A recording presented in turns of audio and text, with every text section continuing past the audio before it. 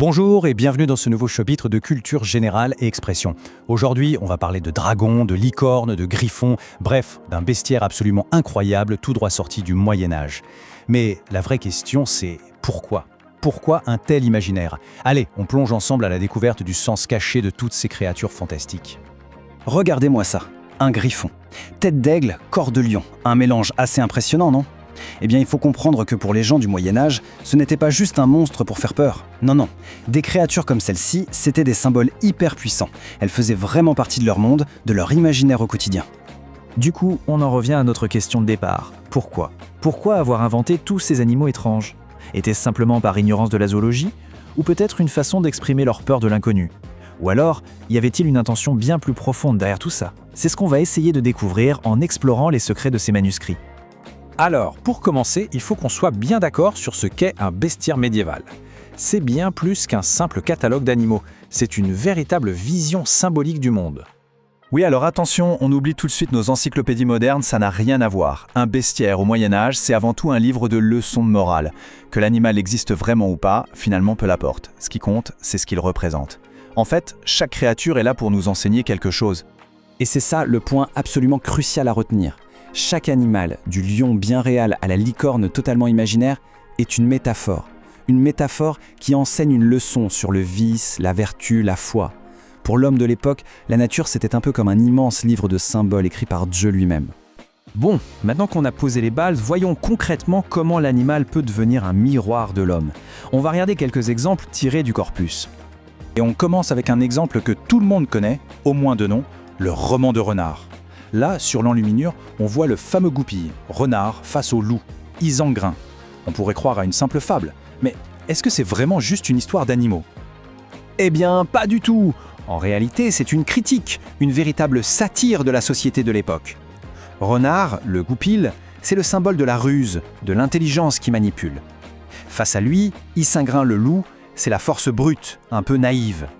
Et puis il y a Noble, le lion, qui représente le roi, un pouvoir souvent dépassé. Bref, chaque animal est un miroir qui reflète les défauts de la société féodale.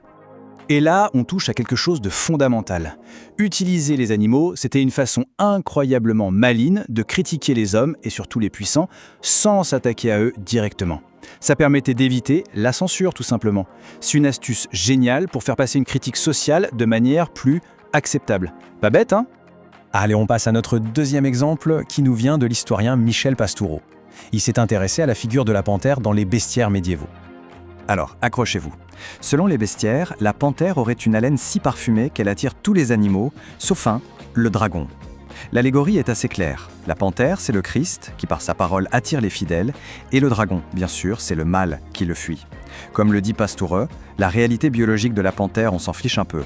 Ce qui compte, c'est le sens, le symbole. Et maintenant, on va encore plus loin dans l'étrange et le fantastique. On va s'intéresser aux créatures hybrides, celles qui se trouvent vraiment aux frontières de l'humain.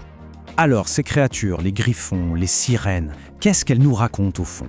Eh bien, elles sont le reflet des angoisses de toute une époque. Il y a la peur de l'inconnu, bien sûr. Il y a les limites de la connaissance de l'époque. Il y a aussi cette angoisse de la frontière entre l'homme et l'animal.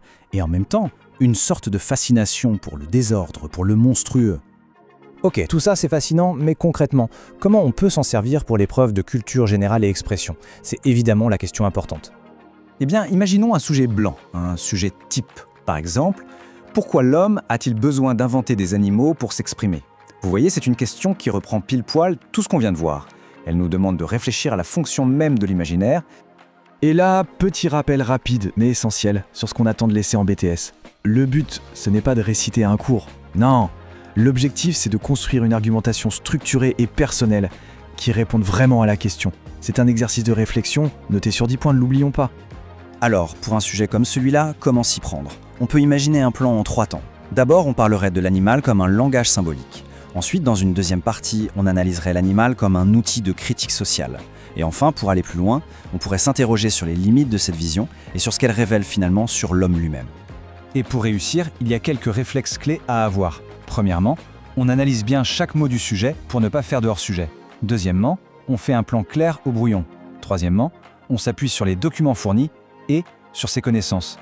Et enfin, évidemment, on soigne son expression écrite. Pour conclure, on voit bien qu'imaginer des animaux, au Moyen-Âge ou aujourd'hui, c'est une façon de mettre de l'ordre dans le chaos du monde, de lui donner un sens. Bon, les bestiaires sur parchemin ont disparu, mais ça ouvre une question intéressante. Aujourd'hui, quels sont nos bestiaires à nous? Nos monstres, nos créatures symboliques? Les super-héros, les logos des marques, peut-être? La réflexion est ouverte.